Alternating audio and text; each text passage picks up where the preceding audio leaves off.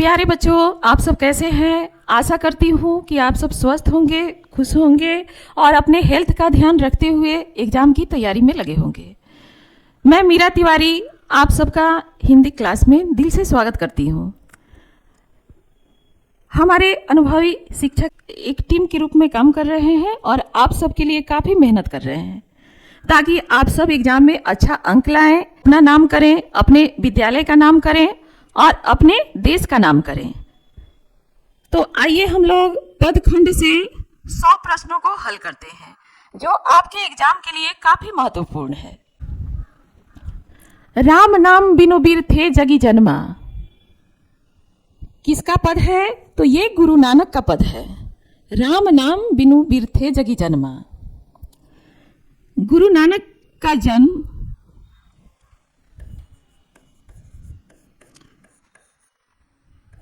1469 में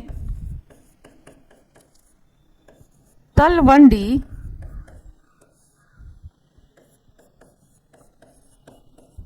लाहौर में हुआ था, जो अब कहाँ है? पाकिस्तान में है। और अब यह किस नाम से जाना जाता है?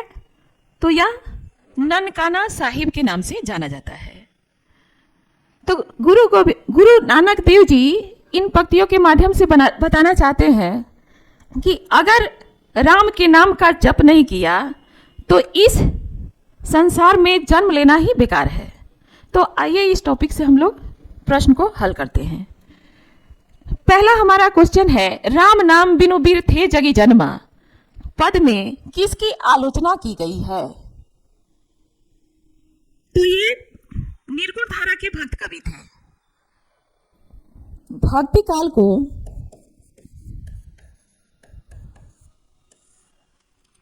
दो भागों में बांटा गया था।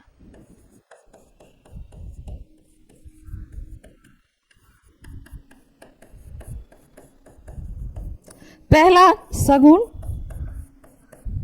और दूसरा निर्गुण।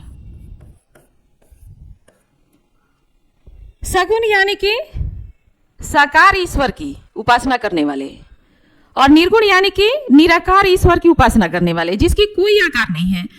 प्यारे बच्चों, जो आप में है, हम में है, घट घट के वासी हैं, उनकी उपासना हो गई निराकार ईश्वर की उपासना। तो वो बाह्य आडंबर की आलोचना इस पद में किए हैं और राम नाम के जप को ही श्रेष्ठ बताया है उन्होंने।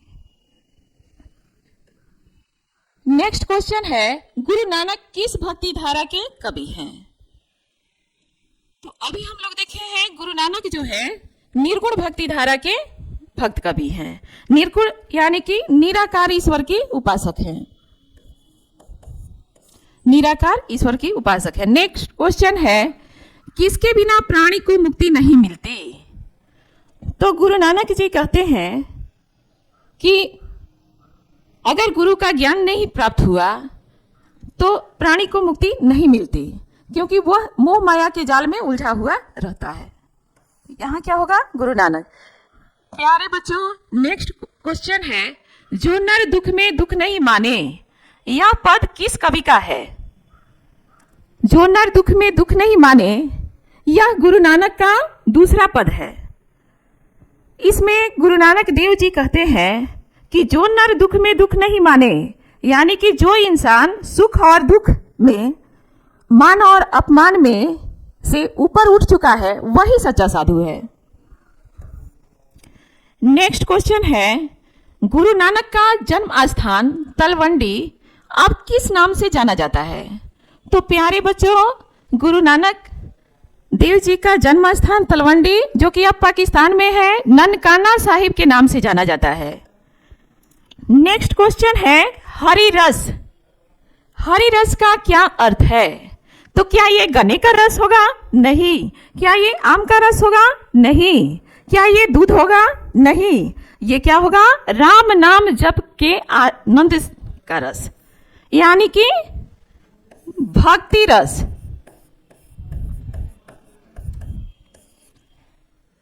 भक्ति रस, हरि के नाम, हरि यानी कि ईश्वर के नाम के जप से जो आध्यात्मिक आनंद प्राप्त होता है, वही राम नाम जप है। नेक्स्ट क्वेश्चन है, गुरु नानक की पत्नी का नाम क्या था?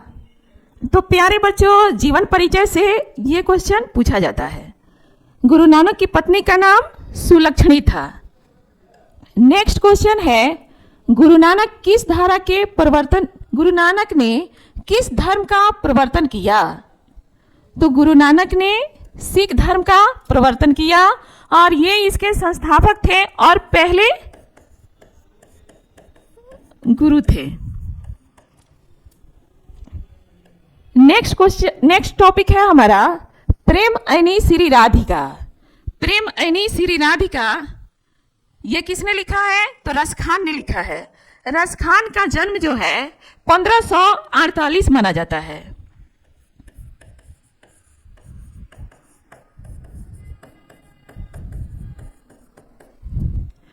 रसखान एक मुसलमान होते हुए भी कृष्ण की भक्ति में रम गए थे। नेक्स्ट क्वेश्चन है, रसखान ने माली और मालिन किसे कहा है? तो रसखान ने प्रेम वाटिका में माली और मालिन राधा और कृष्ण को कहा है।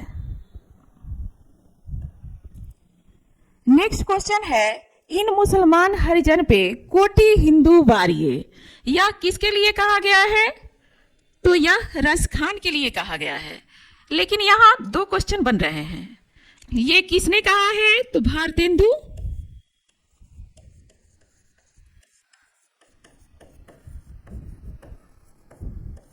हरिश्चंद्र ने कहा है। तो प्यारे बच्चों, इसका अर्थ है भारतेंदु हरिश्चंद्र जो थे वो इतने प्रभावित हुए इनके कृष्ण की भक्ति को देखकर कि इन्होंने कहा कि ऐसे हरिभक्त मुसलमान पे तो 100 करोड़ हिंदू नछावर हो। नेक्स्ट क्वेश्चन है, करील के कुंजन ऊपर बारो में कितने सवये हैं? तो करील का अर्थ होता है झाड़िया।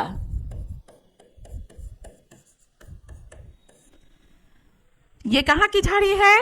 तो ये ब्रजभूमि की झाड़ी है। कबीर रसखान कहते हैं कि ऐसे मतलब कि झाड़ियों के लिए, कृष्ण की लीला भूमि की झाड़ियों के लिए तो मैं तीनों लोगों का राज वारूं। इसमें एक सवैये है। नेक्स्ट क्वेश्चन है, रसखान दिल्ली छोड़कर कहाँ चले गए थे? तो जब मुगलों का आक्रमण हुआ तो रसखान दिल्ली छोड़कर, दिल्ली में जब अशांति फैल गई तो रसखान दिल्ली छोड़कर कहाँ चले गए? तो ब्रजभूमि में चले गए जो कृष्ण की लीला भूमि थी। नेक्स्ट क्वेश्चन है, लकुटी और कमरिया पर कवि क्या न्यौछावर करने को तैयार है? तो लकुटी और कमरिया पर रसखान जो है वो तीनों लोगों का राज न्यौछावर करने को तैयार है। नेक्स्ट क्वेश्चन है, प्रेम वाटिका। प्रेम वाटिका किसकी रचना है? प्रेम वाटिका रसखान की प्रसिद्ध रचना है। प्रेम वाटिका और सुजान रसखान इनकी प्रसिद्ध रचना है। नेक्स्ट क्वेश्चन है, रसखान किस काल के कवि हैं? तो प्यारे बच्चों, हिंदी साहित्य के इतिहास को 4 भागों में बांटा गया है। पहला है आदिकाल, दूसरा है भक्ति काल, तीसरा है रीतिकाल और चौथा आधुनिक काल। तो रसखान जो थे वो भक्ति काल के कवि थे और ये सगुन उपासक थे। नेक्स्ट क्वेश्चन है, चित्तचोर। चित्तचोर किसे कहा गया है? तो चित्त का अर्थ होता है मन। चित्तचोर का अर्थ होता है मन को चुराने वाला। रसखान के मन को किसने चुराया है? तो श्री कृष्ण जी ने। नेक्स्ट क्वेश्चन है, हमारा नेक्स्ट टॉपिक है अति सुधो स्नेह को मार्ग है। यह टॉपिक किसने लिखा है? तो घनानंद ने लिखा है। घनानंद का पद जो है अति सुधो स्नेह को मार्ग है। यहाँ घनानंद कहते हैं कि प्रेम का मार्ग जो है वो अत्यंत सरल है। यहाँ कोई भी चतुराई नहीं चलेगी। नेक्स्ट क्वेश्चन है इस टॉपिक से कि यह पंक्ति किस कवि की है? तो यह घनानंद की पंक्ति है। नेक्स्ट क्वेश्चन है, प्रेम के पीर का कवि किसे कहा जाता है? तो प्यारे बच्चों, रसखान जो थे, प्यारे बच्चों, घनानंद जो थे वो सुजान नामक नर्तकी से प्रेम करते थे और प्रेम में उन्हें बेवफाई मिली, जिसके कारण उनको प्रेम के पीर का कवि कहा जाता है। नेक्स्ट क्वेश्चन है, घनानंद किस भाषा के कवि हैं? घनानंद ब्रज भाषा के कवि हैं। नेक्स्ट क्वेश्चन है, घनानंद किसके सैनिकों द्वारा मारे गए? तो जब नादिर शाह के सैनिकों ने आक्रमण कर दिया, तो दिल्ली पर आक्रमण किया, तो वो मथुरा चले गए और मथुरा में उनको नादिर शाह के सैनिकों ने पकड़ लिया और वहीं पर मार डाला। नेक्स्ट क्वेश्चन है, परहित के लिए देह कौन धारण करता है? तो परहित के लिए देह कौन धारण करता है? बादल धारण करता है। बादल जो है अपना जल क्या स्वयं के लिए बरसाता है? नहीं, पृथ्वी के पेड़ पौधों को सिंचित करने के लिए या पृथ्वी को सींचने के लिए ही जल बरसाता है। नेक्स्ट क्वेश्चन है, कवि अपने आंसू कहाँ पहुंचाना चाहता है? तो कवि अपने आंसू से विनती करता है कि सुजान के आंगन में जाकर वे उनकी पीड़ा और वेदना को बताए। सुजान के आंगन। नेक्स्ट क्वेश्चन है, रीति मुक्त धारा के सिरमौर कवि कौन है? तो प्यारे बच्चों, रीतिकाल को 3 भागों में बांटा गया है। रीति वध, रीति सिद्ध,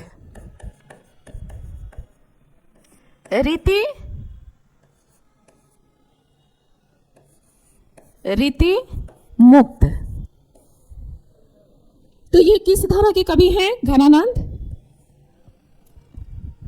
रीति मुक्त धारा के सिरमौर कवि हैं। रीति मुक्त का अर्थ होता है कि रीति के बंधनों को नहीं मानने वाला।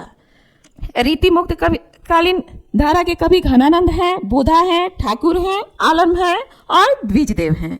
नेक्स्ट क्वेश्चन है, घनानंद मोहम्मद शाह रंगीले के दरबार में क्या थे? तो घनानंद मोहम्मद शाह रंगीले के दरबार में मीर मुंशी थे। नेक्स्ट हमारा टॉपिक है स्वदेशी। किसने लिखा है? तो बद्री नारायण चौधरी प्रेमखंड ने लिखा है। स्वदेशी, इनको अपने मातृभूमि के रहन सहन से और यहाँ के सभ्यता संस्कृति से काफी लगाव था।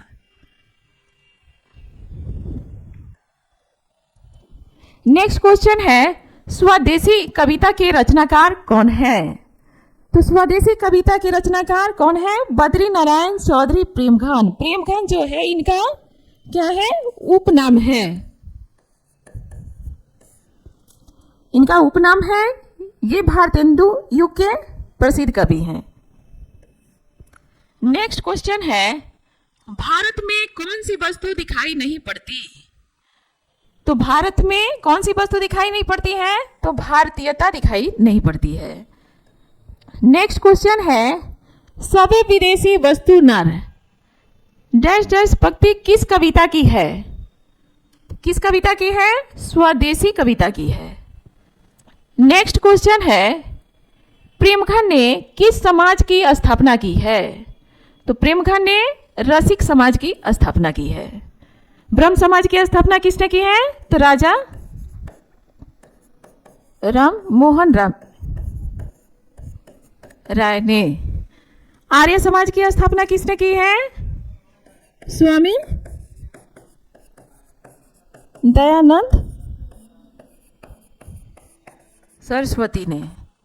प्रार्थना समाज की स्थापना किसने की है? तो डॉक्टर आत्माराम पांडुरंग ने एवं उनके सहयोगियों ने।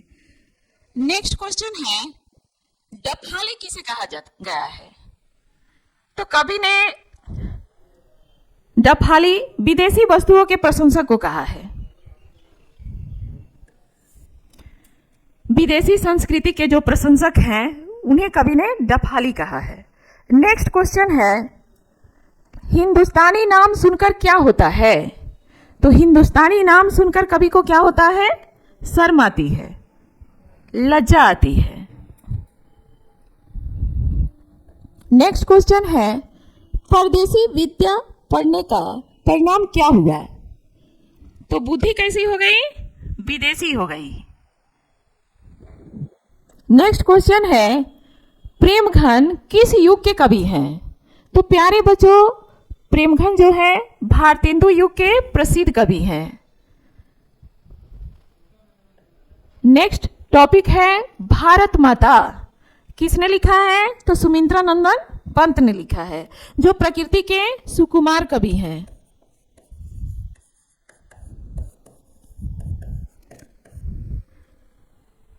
इनका जन्म 1900 ईस्वी में हुआ था। भारत माता कहाँ निवास करती है? तो कवि प्रकृति के सुकुमार कवि थे और उनके अनुसार भारत माता गांव में निवास करती है। नेक्स्ट क्वेश्चन है, गंगा यमुना को क्या कहा गया है? गंगा यमुना को क्या कहा गया है? तो आंखें कहा गया है। गंगा और यमुना दो आंखें हैं जिनमें आंसू भरे हुए हैं। नेक्स्ट क्वेश्चन है, पंत को ज्ञानपीठ पुरस्कार किस कृति पर मिला? तो पंत को ज्ञानपीठ पुरस्कार सिदंबरा पर मिला।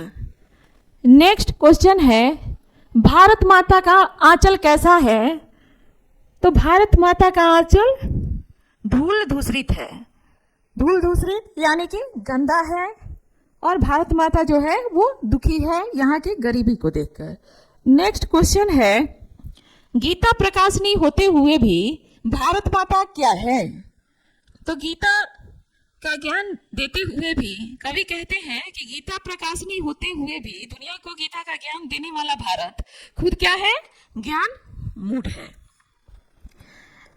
नेक्स्ट क्वेश्चन है, सुमित्रा नंदन पंत का जन्म कहाँ हुआ था? तो सुमित्रा नंदन पंत का जन्म कौसानी में हुआ था, जो कि कहाँ है? उत्तराखंड में है।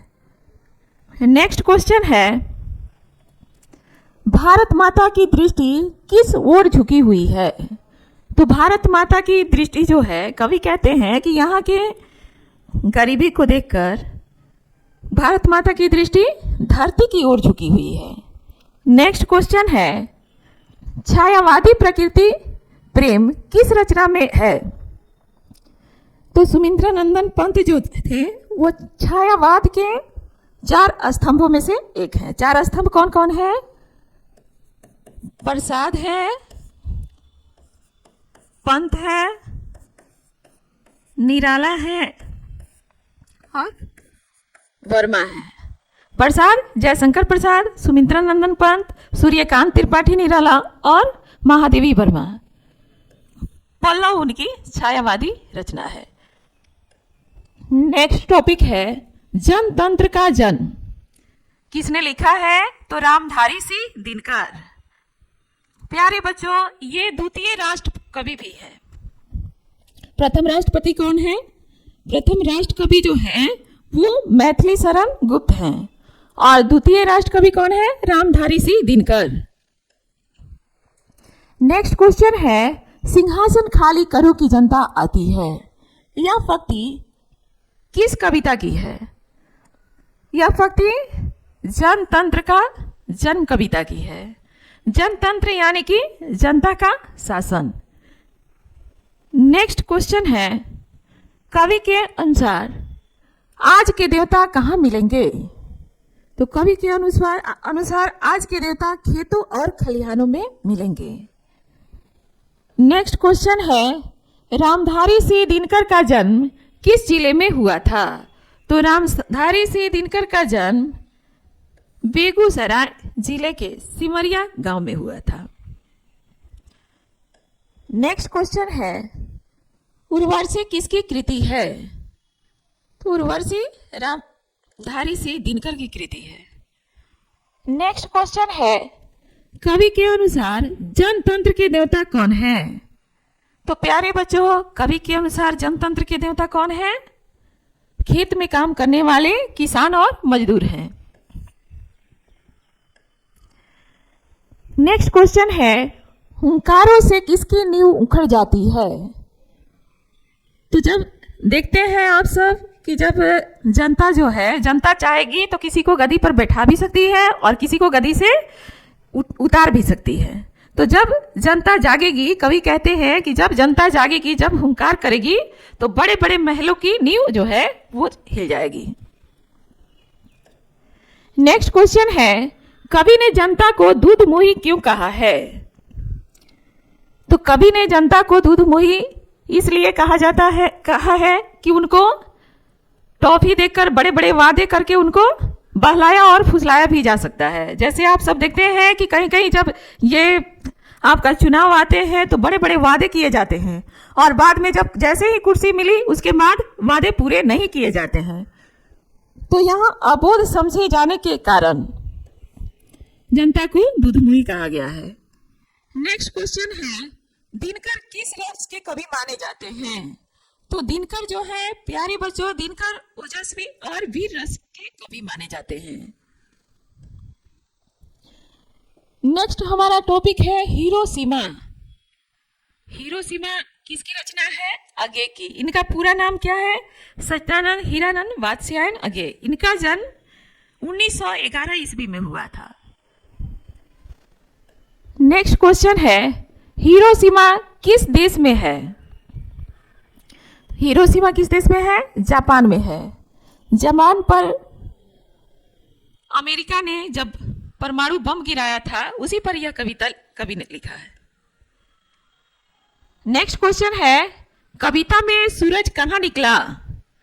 तो सूरज तो आप सब देखते हैं कि आसमान से निकलता है, लेकिन कविता में सूरज कहाँ से निकला? तो कविता में सूरज नगर के चौक पर निकला। और कहाँ से निकला? तो धरती से निकला।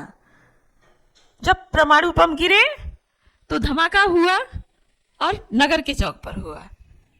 नेक्स्ट क्वेश्चन है, अगे का पूरा नाम क्या है?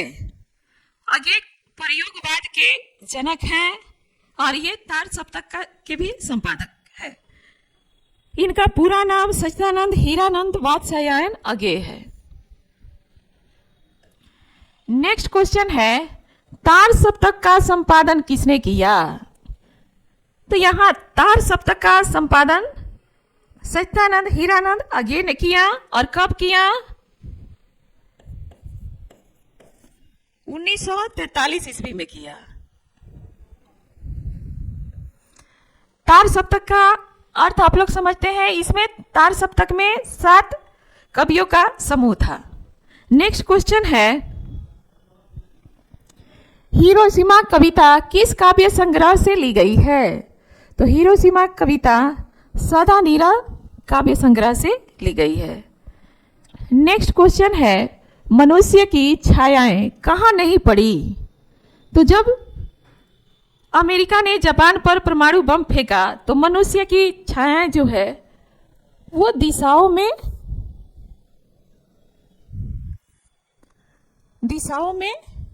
नहीं पड़ी। नेक्स्ट क्वेश्चन है, साखी का अर्थ क्या है? साखी का अर्थ क्या है? गवाही, साक्षी। वहां जब परमाणु बम गिरा तो वहां के पत्थर भी कैसे जले थे वो इसके साक्षी थे। नेक्स्ट क्वेश्चन है, धूप बरसी पर डैश डैश से नहीं। धूप बरसी पर डैश डैश से नहीं, रिक्त स्थान भरे। तो प्यारे बच्चों, धूप तो बरसी, धूप कहां से बरसती है? तो आसमान से। लेकिन धूप बरसी कहां से? धूप तो बरसी पर आसमान से नहीं बरसी, वो धरती से बरसी। नेक्स्ट क्वेश्चन है, नेक्स्ट हमारा टॉपिक है एक वृक्ष की हत्या। एक वृक्ष की हत्या किसने लिखा है? तो कुंवर नारायण की रचना है। नेक्स्ट क्वेश्चन है, कवि को बूढ़ा वृक्ष किसकी तरह लगता है? कवि को बूढ़ा वृक्ष किसकी तरह लगता है? तो चौकीदार की तरह लगता है, जो कि गर्मी हो, जाड़ा हो, बरसात हो, सब में क्या करता है? एक समान खड़ा रहता है। नेक्स्ट क्वेश्चन है, आत्मजयी किसकी रचना है? तो आत्मजयी किसकी रचना है? कुंवर नारायण की प्रसिद्ध रचना है। नेक्स्ट क्वेश्चन है, कवि जंगल को किसमें बदलने से बचाना चाहता है? तो कवि जंगल को जब सारे जंगल, सारे पेड़ पौधे जो हैं वो कट जाएंगे तो पृथ्वी कैसी हो जाएगी? मरुस्थल बन जाएगी। तो कभी जंगल को किस में बदलने से बचाना चाहता है? तो मरुस्थल में बदलने से बचाना चाहता है। नेक्स्ट क्वेश्चन है, सूखी दाल की तुलना किससे की गई है? तो प्यारे बच्चों, सूखी दाल की तुलना किससे की गई है? तो राइफल से की गई है। नेक्स्ट क्वेश्चन है, वृक्ष की पगड़ी कैसी बताई गई है? तो वृक्ष जो है, देखते हैं आप लोग, आम के पेड़ देखे होंगे, लीची के पेड़ देखे होंगे, कैसे उस पे फूल पत्ती लगे होते हैं, तो यहाँ फूल पत्तीदार हो जाएगा। वृक्ष की पगड़ी कैसी बताई गई है? तो फूल पत्तीदार बताई गई है। नेक्स्ट क्वेश्चन है, कभी नदियों को क्या बनने से बचाना चाहता है? तो कभी नदियों को नाला बनने से बचाना चाहता है। नेक्स्ट क्वेश्चन है, बूढ़ा चौकीदार किसे कहा गया है? तो बूढ़ा चौकीदार कवि ने किसे कहा है? तो वृक्ष को कहा है। नेक्स्ट क्वेश्चन है, चक्रव्यूह किसकी रचना है? चक्रव्यूह कुंवर नारायण की रचना है। नेक्स्ट क्वेश्चन है, नेक्स्ट हमारा टॉपिक है हमारी नींद। हमारी नींद किसने लिखा है? तो बीरेन डंगवाल ने लिखा है। इससे हम लोग क्वेश्चन करेंगे। नेक्स्ट क्वेश्चन है, कविता में किसका जीवन क्रम पूरा होने की बात कही गई है? तो कविता में कवि ने मक्खी जो जन्म ली और मृत्यु को प्राप्त हो गई, तो यहाँ कवि ने मक्खी के जीवन चक्र पूरा होने की बात कही है। नेक्स्ट क्वेश्चन है, गरीब बस्तियों में क्या हुआ था? तो गरीब बस्तियों में क्या हुआ था? कवि के ने कहा है कि देवी जागरण, जहां खाने के लाले पड़े हुए थे वहां भी ठगने वाले देवी जागरण करा के ठगी कर रहे थे। नेक्स्ट क्वेश्चन है, बीरेन डंगवाल को साहित्य अकादमी पुरस्कार किस कृति पर मिला? तो बीरेन डंगवाल को साहित्य अकादमी पुरस्कार दुष्चक्र में सृष्टा पर मिला। नेक्स्ट क्वेश्चन है, हमारी नींद के दौरान पौधे कितने बढ़ गए? तो जब तक हम लोग सोए थे तब तक पौधे कितने बढ़ गए? कवि कहते हैं कुछ इंच। नेक्स्ट क्वेश्चन है, देवी का जागरण कहाँ हुआ? देवी का जागरण कहाँ हुआ? तो गरीब बस्तियों में हुआ। नेक्स्ट क्वेश्चन है, इनकार करना न भूलने वाले कौन है? तो इनकार करना न भूलने वाले कौन है? जीवन का संघर्ष है। नेक्स्ट क्वेश्चन है, बीरेन डंगवाल का पहला कविता संग्रह कौन सा है? तो बीरेन डंगवाल का पहला कविता संग्रह जो है इसी दुनिया में है। नेक्स्ट क्वेश्चन है, कविता में नींद किसका प्रतीक है? तो नींद किसका प्रतीक है? गफलत का प्रतीक है। नेक्स्ट, अक्षर ज्ञान। अक्षर ज्ञान किसने लिखा है? तो अनामिका की रचना है। नेक्स्ट क्वेश्चन है, क से क्या याद आता है? प्यारे बच्चों, क से क्या याद आता है? तो क से कबूतर याद आता है। नेक्स्ट क्वेश्चन है, घड़े सा लुढ़कता हुआ उसका घ किस पर रुकता है? तो घड़े से लुढ़कता हुआ घ यहाँ पे रुकता है। बच्चा इसमें लगा हुआ नुक्ता को बेटा समझ लेता है और इसको माँ समझ लेता है। नेक्स्ट क्वेश्चन है, कवियत्री अनामिका का जन्म कहाँ हुआ था? तो बिहार के मुजफ्फरपुर जिला में कवि अनामिका का जन्म हुआ था। कवियत्री अनामिका का जन्म हुआ था। नेक्स्ट क्वेश्चन है, सृष्टि की विकास कथा का प्रथमाक्षर क्या है? बच्चा जो है वो बार बार कोशिश करता है अक्षर वर्ण लिखने का, लेकिन जब उसमें वो असफल हो जाता है तो जो उसके आंसू छलकते हैं वही प्रथमाक्षर है, विफलता के आंसू। नेक्स्ट क्वेश्चन है, ख से क्या याद आता है? तो प्यारे बच्चों, ख से बच्चे को खरगोश याद आता है, जो कि खाली बेचैनी का प्रतीक है। नेक्स्ट क्वेश्चन है, माँ और बेटा किसे माना गया है? तो माँ और बेटा इसमें किसे माना गया है? तो बी नंबर ऑप्शन के साथ जाएंगे। बच्चा जो है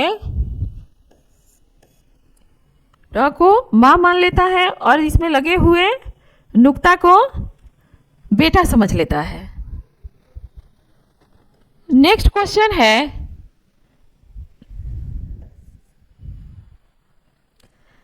क्वेश्चन है, बीजाक्षर किसकी रचना है? तो बीजाक्षर अनामिका की रचना है। नेक्स्ट क्वेश्चन है, ग से क्या टूटता है? तो प्यारे बच्चों, ग से गमला टूटता है। नेक्स्ट हमारा टॉपिक है लौट कर आऊंगा फिर। लौट कर आऊंगा फिर किसकी रचना है? तो जीवनानंद दास की रचना है, जो प्रसिद्ध बांग्ला कवि थे। उनको अपने मातृभूमि से इतना प्रेम और लगाव था कि वो प्रभु से कहते थे, विनती करते थे कि लौट कर आऊंगा फिर। नेक्स्ट क्वेश्चन है, कवि अगले जन्म में कहाँ लौटना चाहता है? तो कवि अगले जन्म में बंगाल में लौटना चाहता है, अपने जन्मभूमि में लौटना चाहता है। नेक्स्ट क्वेश्चन है, कवि अगले जन्म में क्या बनने की इच्छा व्यक्त करता है? तो कवि अगले जन्म में ईश्वर से प्रार्थना करते हैं कि अगर मैं मानव न बनूं, इंसान न बनूं, तो मुझे कौवा, हंस, उल्लू और सारस बनकर भी मैं बंगाल की भूमि पर, मातृभूमि पर जन्म लूं। नेक्स्ट क्वेश्चन है, रूपसा क्या है? प्यारे बच्चों, रूपसा जो है नदी है। कहाँ की नदी है? तो बंगाल की नदी है। नेक्स्ट क्वेश्चन है, जीवनानंद दास किस भाषा के कवि हैं? तो जीवनानंद दास जो थे वो बांग्ला भाषा के कवि हैं। नेक्स्ट क्वेश्चन है, कवि अंधेरे में किनके बीच होने की बात करता है?